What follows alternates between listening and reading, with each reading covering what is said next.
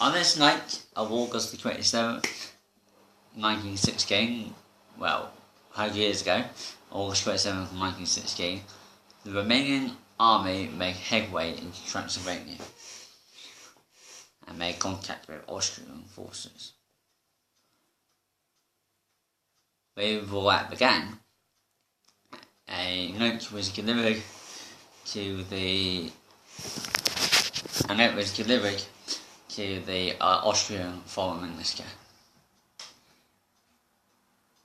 It was a telegram from Bucharest by the Prime Minister of Romania, Ion Brătianu, explaining why Romania entered the war and the reasons for it.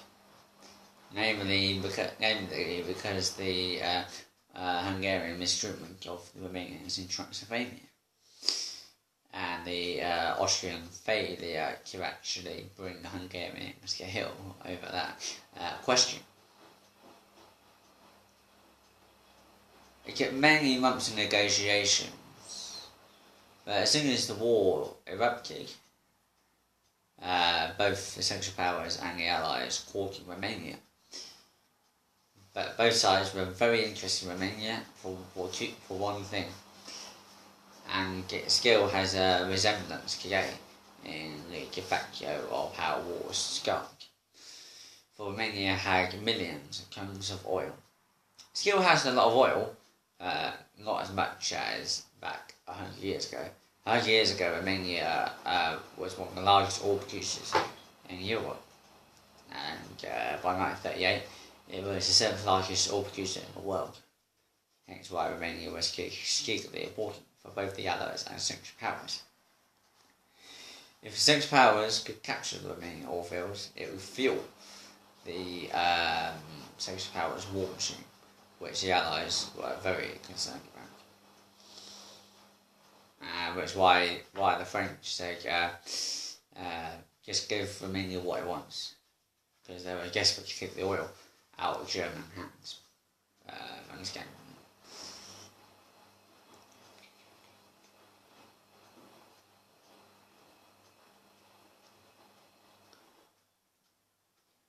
British military advisors noted, British military advisors who were in Romania noted that the country was unprepared for war and that it would be a disaster, which it turned out to be, but then the disaster was reversed. But from the onset, it looked like Romania, all eyes were on Romania when it declared war on Austria-Hungary. For it dealt a final blow to the Austro-Hungarian Empire, already shocked and bruised by another great offensive from the Russians. The Brezhnev offensive nearly kicked Russia out of the war, nearly kicked Austria-Hungary out of the war. And many historians and people who have been asking, who know about the First World War, ask why Romania did not enter the First World War in June 1916 or July 1916. Instead, late August 1916, when the Brezhnev offensive was petering out. Indeed, by early September, the Brezhnev offensive indeed just stalled or basically halted.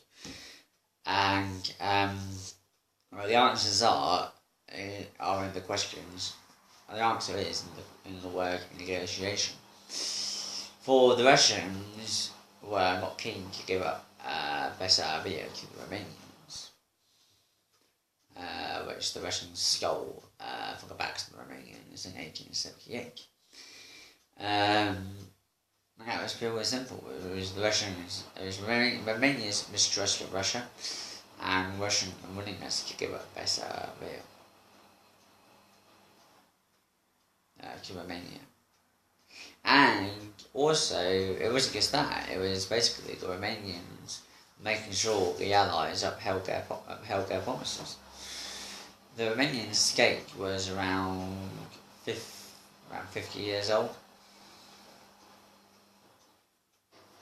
50 years old, around 50 years old. It was quite small and it wasn't very powerful. was seen by many major European powers as insignificant. But the fact that it had oil made Romania more significant, more prosperous.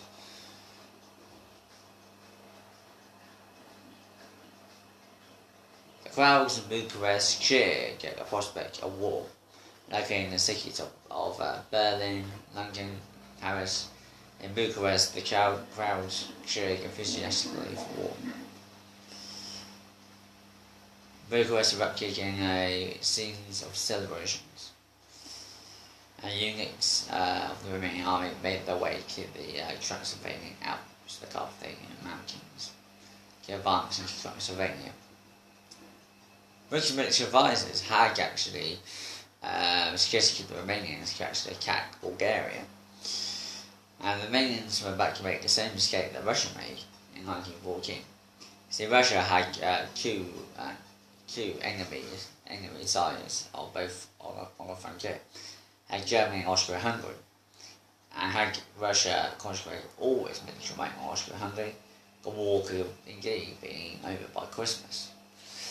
And the Romanians should have concentrated all their war machine, nearly all of it, on Bulgaria, but that was not the case.